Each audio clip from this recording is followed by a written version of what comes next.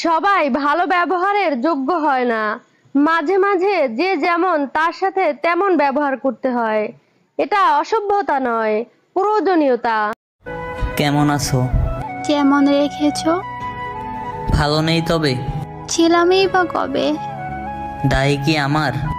চাপাইনি ভার। জমেছে অভিমান? পুরো পাহাড়ের সমান।